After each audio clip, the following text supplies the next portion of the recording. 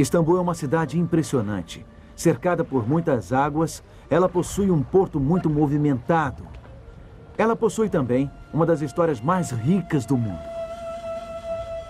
Nesta cidade de 2.000 mesquitas, poucos visitantes poderiam supor que Istambul, antes conhecida como Constantinopla, foi o centro do mundo cristão por aproximadamente 1000 anos.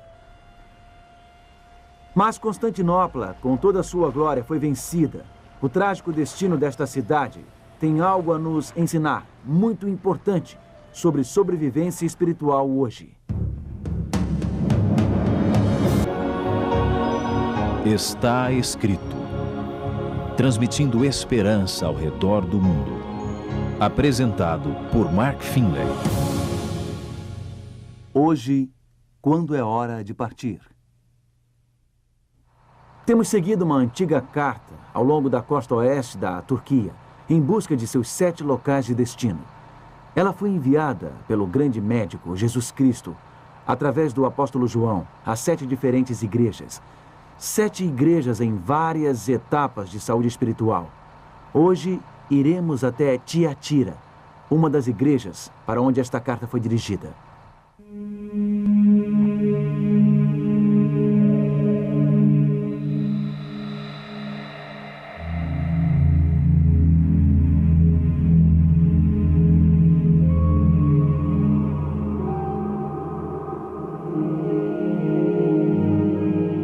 Hoje, tudo o que resta deste antigo centro comercial são estas pilhas de pedras e alguns pedaços de mármore e colunas coríntias. E esta antiga basílica no centro de Aksar, na atual Turquia. Há uma inscrição egípcia na tampa de um sarcófago de pedra, usado para sepultamento. Este é praticamente o único objeto conhecido que menciona, de forma específica, o nome Tiatira. O apóstolo João enviou a mensagem de Cristo a Tiatira, da ilha de Patmos, onde ele ficou exilado. Tiatira era uma comunidade próspera, um importante centro de comércio e indústria. A cidade ficou famosa por seus poderosos grupos de tecelões e tintureiros de lã. A primeira convertida de Paulo em Filipos foi uma mulher de Tiatira, uma comerciante de tecidos púrpuros chamada Lídia. É assim que a mensagem a Tiatira começa, registrada em Apocalipse, capítulo 2, e versículo 19. Conheço as tuas obras, o teu amor, a tua fé, o teu serviço, a tua perseverança e as tuas últimas obras, mais numerosas do que as primeiras. Primeiro, há um comentário encorajador. Cristo valoriza o amor e a fé desses crentes. A carta começa com encorajamento, porque o grande médico tem uma notícia difícil a dar. Os crentes em Tiatira terão de enfrentar algumas duras escolhas. As guildas ou sindicatos pagãos estavam pressionando os cristãos a aderirem às suas práticas. A princípio, Cristo elogia esses cristãos. Ele diz o seguinte: vocês têm crescido, isto é bom, mas para continuar crescendo, ele acrescenta, vocês terão de aceitar alguns duros fatos. Terão de lutar pela verdade. A comunidade de fé em Tiatira, em algum momento, parou de crescer e desapareceu. Por quê? Vamos observar o diagnóstico dado em Apocalipse, capítulo 2, continuando com o versículo 20. Tenho, porém, contra ti o tolerares que essa mulher, Jezabel, que a si mesma se declara profetiza, não somente ensine, mas ainda seduz os meus servos a praticarem a prostituição e a comerem coisas sacrificadas aos ídolos. Dei-lhe tempo para que se arrependesse. Ela, todavia, não quer se arrepender da sua prostituição. Jesus, através de João, está usando uma linguagem simbólica aqui. Ele está falando sobre uma ameaça em especial, uma doença em especial que estes crentes enfrentavam. E ele usa a imagem de Jezabel. Jezabel foi uma rainha má nos tempos do Velho Testamento que levou o povo de Israel à idolatria. Ela os afastou da devoção ao Deus do céu. Ela os levou a práticas sexuais imorais que faziam parte de vários cultos de fertilidade pagãos. Então a mensagem aqui é a seguinte: algo está acontecendo em seu grupo, em sua igreja, em sua própria congregação, que está afastando as pessoas da verdade, afastando-as da retidão, afastando-as da adoração genuína, da devoção saudável. Bom, toda comunidade de fé tem seus problemas, é claro. Nenhuma igreja é perfeita. Mas o problema em Tiatira foi o seguinte: Ela se recusou a seguir os ensinamentos de Deus. Ela se recusou a se arrepender. Foi-lhe dado tempo, mas ela continuou agindo de forma imoral. Este foi o problema que o grande médico revelou. Líderes equivocados foram confrontados. Houve uma firme intervenção. A verdade foi apresentada. Foi mostrado diversas vezes às pessoas que o que elas estavam fazendo era perigoso, que o que faziam era contrário à fé em Cristo. Mas os problemas continuaram. A imoralidade, o afastamento da palavra de Deus e da verdade continuou. A transgressão religiosa continuou. Esta é a situação que esta carta aborda. O problema de Tiatira é o problema do adultério espiritual. O adultério é a união ilícita com alguém que não é seu verdadeiro cônjuge. O adultério é uma infidelidade. É a quebra de votos sagrados.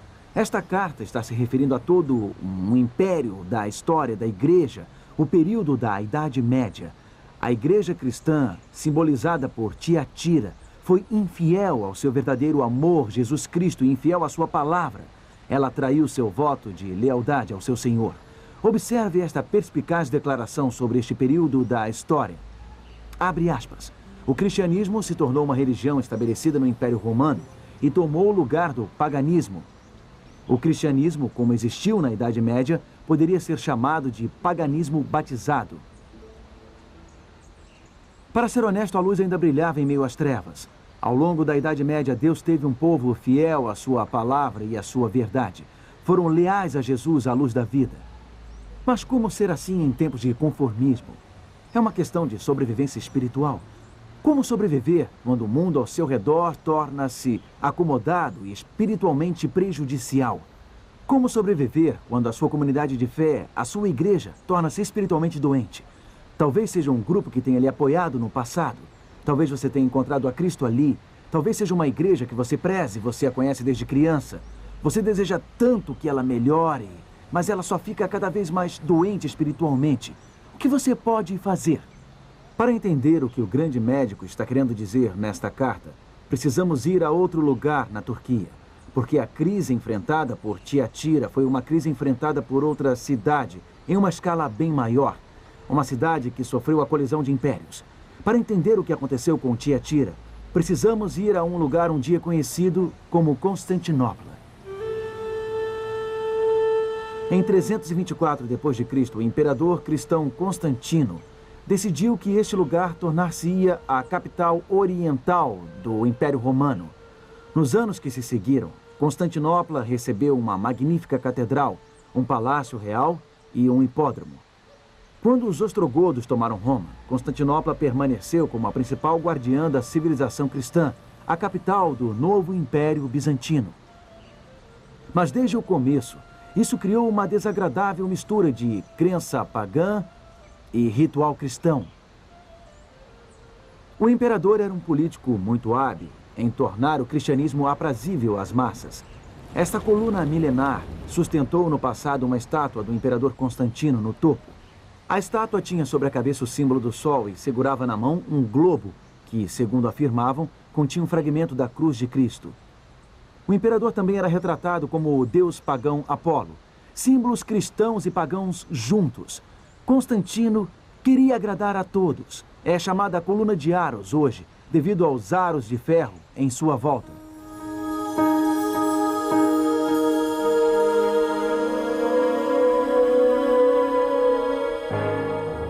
Este edifício no centro de Istambul é um monumento ao passado milenar. Recentemente tem sido usado como mesquita e podemos ver os minaretes característicos nos 4 cantos. Mas um dia, esta foi a catedral mais imponente de toda a cristandade, a Santa Sofia, a Igreja da Santa Sabedoria. Vamos olhar por dentro.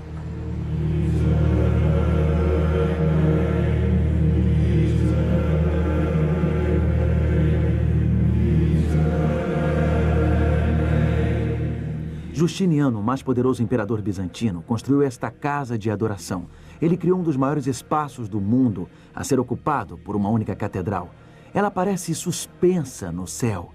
Cada som neste lugar ecoa intensamente até os cantos mais remotos da igreja, até as suas galerias resplandecentes.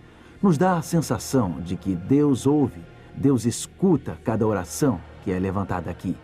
E a imensidão desta grande catedral sugere um Deus do céu e da terra infinito e ilimitado. A Santa Sofia foi uma eloquente declaração de fé, mas foi apenas uma das declarações que Justiniano e outros imperadores vieram a fazer.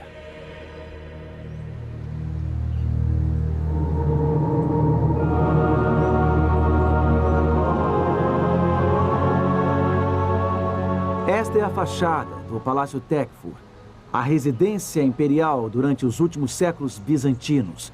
Ele era repleto de prata e ouro, cetim e seda. Ele era repleto, segundo um visitante surpreso afirmou, do que há de mais primoroso em toda a terra. Constantinopla, afinal, tornou-se a capital de um vasto império que se estendia por todo o mundo mediterrâneo. Ia até a Espanha e o Egito. E os imperadores precisavam viver com um certo estilo, precisavam criar cada vez mais monumentos imponentes. Como outro visitante exclamou, que lindas obras em bronze e mármore encontramos aqui.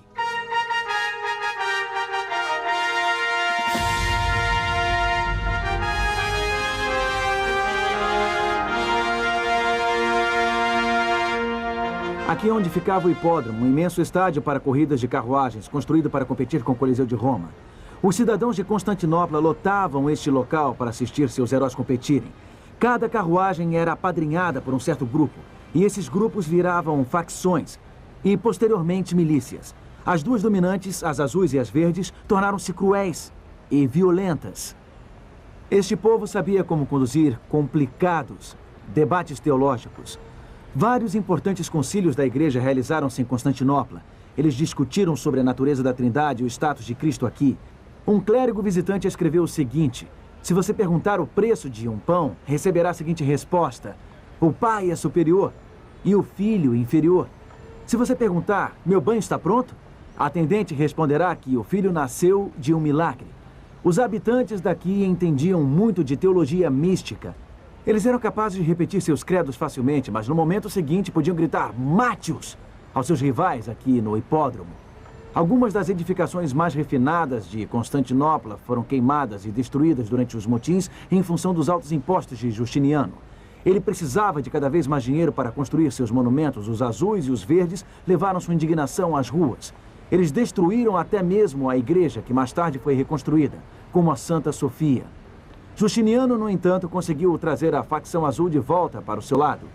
Após isso, ele mandou matar 30.000 pessoas da facção dos verdes, bem aqui, neste hipódromo. Durante muito tempo, esta cidade ancorou uma combinação de teologia intelectualizada e violência exagerada. A doutrina sofisticada e a crueldade assustadora tornaram-se estranhas aliadas. Elas se uniram aqui, em Constantinopla. Uma outra coisa estava acontecendo aqui que afetaria tremendamente esta capital bizantina. Esta cidade no estreito de Bósforo, situada entre a Europa e a Ásia. Os turcos otomanos tornaram-se uma força dominante. Eles estavam criando seu próprio império. E este império otomano começou a devorar o império bizantino. Os cristãos em Constantinopla estavam bem protegidos contra ataques terrestres e marítimos. Eles sentiam-se muito seguros por trás das fortificações que incluíam uma linha de 3 muralhas maciças. Eles se orgulhavam dos grandes monumentos que haviam construído para Deus em sua grande catedral. Afinal de contas, o altar era uma laje de ouro maciço, crivado de pedras preciosas. Nenhuma despesa foi poupada neste prédio que exigiu 5 anos de impostos do Egito. Constantinopla era uma cidade muito rica, mas sua energia estava acabando. Sua população estava diminuindo. Seu poder estava enfraquecendo. Sua vida espiritual estava secando. Segundo Charles Dill, uma autoridade no estudo do Império Bizantino, Constantinopla era uma cidade de corrupção descarada. Ele escreveu que no início do século VI, absurdos vícios eram praticados à luz do dia. Crianças prostitutas, sacerdotes viciados em jogo, uma população envolvida em espetáculos sangrentos no hipódromo. As pessoas daqui idolatravam seus prédios religiosos, mas havia muito poucos sinais de um reavivamento espiritual. Finalmente, os turcos otomanos sitiaram esta cidade. Eles trouxeram uma bateria de canhões para destruir as muralhas. Trouxeram 12.000 soldados de elite chamados janízaros para transporem as defesas. Em 1453, os turcos tomaram Constantinopla. A cidade foi devastada. Muitos cidadãos foram massacrados. Era o fim do poderoso Império Bizantino. Na verdade, Constantinopla já estava condenada há várias décadas. Os sinais estavam em toda a parte. A decadência interna era clara. Já havia definhado há muito tempo. Esse terrível massacre poderia ter sido evitado. Mas, é claro, era muito difícil abandonar esta estimada cidade. Abandonar o lar. Era difícil abandonar estes belos monumentos. Era difícil abandonar esta magnífica catedral. Até o último momento, muitos habitantes de Constantinopla acreditaram que Deus interviria milagrosamente em favor deles. Afinal, eles não estavam lutando contra os inimigos da fé cristã? Este é o perigo ao qual Jesus se referiu. Nesta mensagem em Apocalipse, esta mensagem aos crentes em Tiatira, ele estava dirigindo-se a crentes sitiados que sentiam-se ameaçados pelo vasto Império Romano. Ele estava dirigindo-se a crentes posicionados nas muralhas com suas armas apontadas para fora. E ele lhes disse: vejam o que está ocorrendo dentro de vocês. É uma doença espiritual e não está melhorando.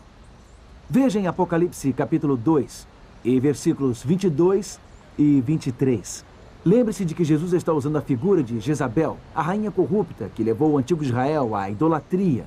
E é isto que ele diz: eis que há prostro de cama, bem como em grande tribulação os que com ela adulteram, caso não se arrependam das obras que ela incita. Matarei os seus filhos e todas as igrejas conhecerão que eu sou aquele que sonda mentes e corações. Pode parecer um julgamento cruel, mas lembre-se, Jezabel é uma figura simbólica. O que o grande médico está tentando dizer aqui através do apóstolo João? Ele está tentando tornar o povo de Tiatira ciente de sua doença. O problema não é um simples resfriado. O problema não é uma simples gripe que passará em alguns dias. É um equivalente espiritual a um câncer. É uma decadência espiritual. A imoralidade corria irrestrita nesse grupo.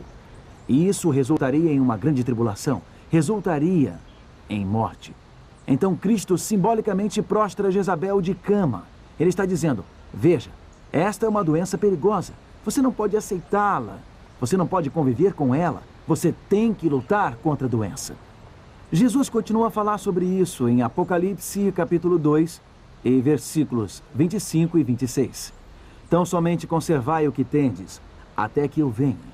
Ao vencedor que guardar até o fim as minhas obras, eu lhe darei autoridade sobre as nações. O desafio é conservar o que você tem, a fé que você tem. O desafio é manter uma fé saudável, que lhe fortaleça, que produza frutos para a causa de Cristo. Como fazer isso em um ambiente doente? Como fazer isso quando o seu lar de fé torna-se um lugar espiritualmente doente? Bom, não existe apenas uma resposta para todas as situações, é claro. Não existe uma regra que se aplique a todos os ambientes espirituais. Portanto, o grande médico, nesta carta, não estabelece uma lei para todos. Mas podemos ver um princípio muito importante, bem no início desta carta. Podemos ver algo importante na forma como o próprio grande médico é descrito. Vejamos Apocalipse, capítulo 2 e versículo 18. Estas coisas diz o Filho de Deus, que tem os olhos como chama de fogo e os pés semelhantes ao bronze polido. A forma como Jesus é descrito em cada uma das 7 cartas do Apocalipse está ligada ao conteúdo de cada mensagem. Aqui vemos Jesus com os olhos como chama de fogo. O que isto sugere? Sugere alguém cujo olhar penetra profundamente. Sugere um olhar que atravessa a aparência, que atravessa a máscara, um olhar que alcança o coração. Eu creio que o grande médico esteja nos dizendo: abra seus olhos. Veja o que está acontecendo ao seu redor. Não faça vistas grossas por estar acostumado. Não faça vistas grossas por estar olhando para a triste situação do lado de fora. Esta foi a tragédia de Constantinopla. Eles se apegavam aos seus hábitos religiosos, se apegavam às suas formas de religião, mas seu poder havia desaparecido. Existe algo mais que vemos na descrição de Jesus nesta carta. Seus pés são como bronze polido. O que isto sugere? Para mim, sugere que Jesus é capaz de dar passos firmes, de dar passos decisivos. Onde ele pisa, a terra estremece. Amigo, às vezes precisamos dar passos firmes. Às vezes precisamos dar passos decisivos. Às vezes é a hora de partir. É hora de seguir a Cristo e a verdade. Os cidadãos de Constantinopla tiveram muitas evidências de que era hora de partir, mas eles não conseguiram ver isso. É até compreensível que eles quisessem permanecer em seu estimado lar, que um dia havia sido o centro da civilização cristã. E nós podemos ter motivos, bons motivos, para nos apegarmos às nossas raízes religiosas, tradições, hábitos que nos acompanham a vida inteira. Mas às vezes um lar pode tornar-se um lar doente. Às vezes um lar pode tornar-se um lar destrutivo e cruel. E nós temos que saber o momento de partir. Não podemos simplesmente fechar os olhos e nos escondermos atrás dos muros. Não podemos apontar nossas armas para o que está do lado de fora. Às vezes precisamos reconhecer que a tribulação e a morte ocorreram lá dentro, que a falsa tradição ocupou o lugar da verdade. Às vezes precisamos partir. Acima de tudo, não queremos ficar presos ao que é familiar, até que a doença ao nosso redor resulte em morte. Nós não queremos ficar presos ao que estamos acostumados. Não queremos que nossas vidas espirituais sejam sacrificadas porque não conseguimos nos mexer, não conseguimos partir. Talvez você esteja se perguntando o que aconteceu aos crentes sinceros aqui em Tiatira. Será que eles acordaram antes que Jezabel os subjugasse? Ou eles ignoraram as evidências até ser tarde demais? Por favor, lembre-se de que o bom Pai do céu está operando neste momento para a sua saúde espiritual, para a sua cura espiritual. Ele quer poder lhe dizer: conheço as tuas obras, o teu amor, o teu serviço e a tua fé. Ele quer que você cresça espiritualmente na palavra. Então não permita nenhuma outra lealdade atrapalhar esse relacionamento com Ele. Não permita nenhuma falsa sensação de obrigação lhe manter em um lugar que ensine o contrário da palavra de Deus. Você pode seguir os decisivos passos de Cristo, cujos pés são como bronze polido. Você pode crer que Ele lhe mostrará um lugar melhor. Ele o levará a um lugar de liberdade. Ele o levará a um lugar onde você poderá crescer espiritualmente e ser alimentado por sua palavra. Então eu lhe convido neste momento a assumir um compromisso. O compromisso de ir aonde Cristo o levar. Assuma o compromisso de ir aonde a verdade o levar. Aonde a palavra de Deus o levar. Talvez você possa produzir frutos onde você está. Talvez precise sair da cidade. Se afastar de uma situação destrutiva que não esteja em harmonia com a palavra de Deus, que é a verdade. Então olhe para onde está, com os olhos de Jesus. Veja pela sua perspectiva. Eu lhe prometo que você está seguro, seguindo a direção de Cristo. Eu lhe prometo que Ele o levará a um lugar onde você se sentirá bem. Um lugar onde você será alimentado por sua palavra. Vamos orar, enquanto você assume o compromisso bem agora de seguir a Jesus e de seguir a sua verdade. Querido Pai, obrigado por se importar tanto com a nossa saúde espiritual. Obrigado por abrir os nossos olhos para coisas que podem nos prejudicar. Ajude-nos a seguir-te decididamente, ainda que signifique deixar nosso lugar de conforto, que signifique fazer mudanças difíceis a fim de seguir a Jesus e a verdade. Agradecemos por tua direção, cuidado e proteção. Oramos em nome do nosso Senhor e Salvador Jesus Cristo. Amém.